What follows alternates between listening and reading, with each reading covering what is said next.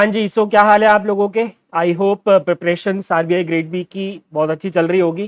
Notification को अब तक आ जाना चाहिए था, थोड़ा सा डिले है, बट ठीक है, आएगा तो ज़रूर। अब कब आना है, कब आएगा, कब नहीं आएगा, वो देखने वाली बात है। मोस्ट प्रोबेबली इस महीने आपका नोटिफिकेशन आ जाना चाहिए।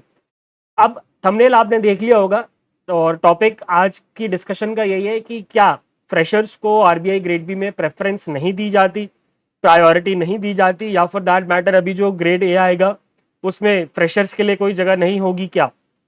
ये सवाल है, और ये जो सवाल है माय डियर फ्रेंड्स, ये मेरा सवाल नहीं है, या फिर ये मेरा हाइपोथेटिकली क्रिएट किया हुआ सवाल नहीं है। ये सवाल आप में से कई लोगों ने मेरे से पूछा है कई बार, और उसका जवाब में मैं उनको एक ही चीज कहता हूं, और वही चीज मैं आपको भी बोलूंगा। और ये मेरी कही हुई कोई चीज नहीं है, ये आरबीआई के नोटिफिकेशन में इटसेल्फ मेंशन है।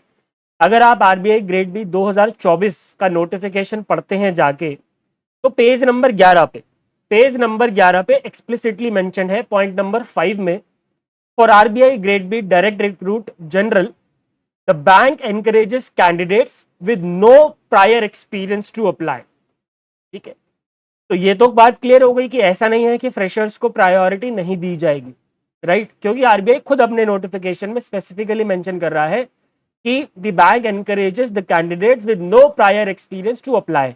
बट क्या इसका मतलब ये है कि आप बिल्कुल ही बिल्कुल ही आई मीन बेसिक इंटरव्यू दे के आएंगे, अपनी पर्सनालिटी को अच्छे से प्रेजेंट नहीं कर पाएंगे तो भी आपको सिलेक्ट कर लेगा आरबीआई? ऑफ कोर्स नॉट, ऐसा बिल्कुल नहीं होने वाला। आपके इंटरव्यू में बहुत अच्छे से ग्रिलिंग होने वाली है, आपकी पर्सनालिटी को बहुत अच्छे से चेक किया जाएगा, आप देखा जाएगा कि क्या आपके अंदर वो रिक्वायर्ड पोटेंशियल है या नहीं to join this prestigious organization. Freshers होने का मतलब ये नहीं है कि आप बिल्कुल ही एकदम एकदम नोविस हैं, ठीक है, एकदम नूब है। ऐसा नहीं चलता। आपके अंदर basic knowledge, finance, management, economics, basic knowledge about in the Indian economy होना चाहिए। Only then you can expect your selection in the RBI.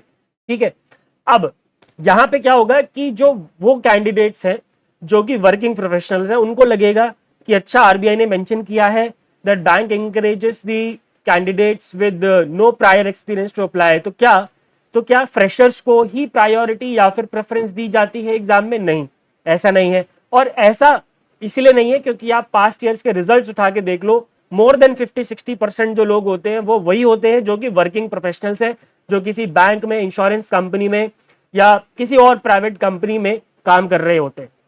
ठीक है, तो बेसिकली जो हमारे कॉन्वर्सेशन का जो समरी है वो ये है कि किसी भी पर्टिकुलर कैंडिडेट को प्रेफरेंस या प्रायोरिटी नहीं दिया जाता।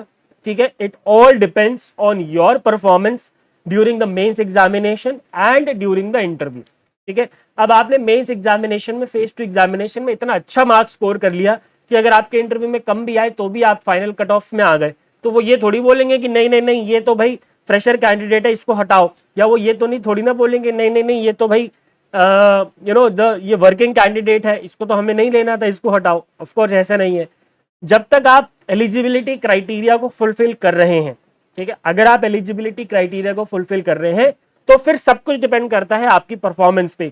किसी एक पर्टिकुलर क्राइटेरिया, किसी एक पर्टिकुलर कैंडिडेट, किसी एक पर्टिकुलर कैटेगरी ऑफ कैंडिडेट्स को किसी भी तरीके की प्रेफरेंस या प्रायोरिटी, माय डियर फ्रेंड्स, नहीं दी जाती। ठीक है, अब जो बहुत सारे नॉन वर्किंग लोग हैं वो मेरे से ये सवाल करते हैं कि सर, हमें ऐसा क्या करना चाहिए कि हम अपना इंटरेस्ट दिखा सके कि हाँ जी, हमें आरबीआई में जाने का इंटरेस्ट है।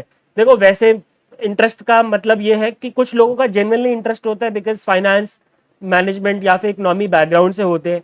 कुछ लोग ऑब्वियसली इसलिए जाना चाहते हैं बिकॉज एक अच्छी ऑर्गेनाइजेशन है, एक अच्छा वर्क लाइफ बैलेंस है, एंड ऑफ कोर्स जब आरबीआई में जाएंगे तो फिर देश के लिए कंट्रीब्यूट तो करना ही पड़ेगा। बट इनिशियल ऑब्जेक्टिव ये है कि कोई नौकरी मिल जाए जिससे हमारी लाइफ सेटल डाउन हो जाए। ऐसे में हमें कैसे शो करना होगा कि हमारा इंटरेस्ट है जी बैंकिंग में? तो इसके लिए मैं सजेस्ट करूंगा, 2025 तो नहीं यार, जो जो लोग 2026 के एग्जाम के लिए तैयारी करेंगे, मैं उनको सजेस्ट करूंगा कि कोई भी एक कोर्स डीबीएफ का वो आप कर ले, या फिर एनआईएसएम के सर्टिफिकेट कोर्सेज आते हैं। सो बैंकिंग, फाइनेंस या फिर शेयर मार्केट, स्टॉक मार्केट, इनसे रिलेटेड कोई भी कोर्स कर ले, ताकि आप अपने इंटरव्यू में जाके ये कह पाए कि सर, मेरे को इंटरेस्ट था एंड इसीलिए मैंने ये वाला कोर्स किया है, and that is why I want to join the RBI. ठीक है, तो फ्रेशर्स इस तरीके से अपना एज क्रिएट कर सकते हैं ड्यूरिंग द इंटरव्यू। ठीक है, और जो वर्किंग कैंडिडेट्स हैं ऑफ कोर्स उनको उनकी ग्रिलिंग जो है वो उनके वर्किंग एक्सपीरियंस के हिसाब से ही हो जाती है। अगर आप बैंक में हैं तो बैंक के क्वेश्चन पूछे जाएंगे, इंश्योरेंस कंपनी में तो इंश्योरेंस से रिलेटेड क्वेश्चन पूछे जाएंगे। ठीक है, सो बस यही बातचीत मैं आपसे करना चाहता था। आई होप मैसेज क्लियर है। ठीक है, और किसी भी तरीके के कैंडिडेट्स को मैं फिर से बोल देता हूँ, किसी तरीके का कोई प्रेफरेंस नहीं दिया जाता।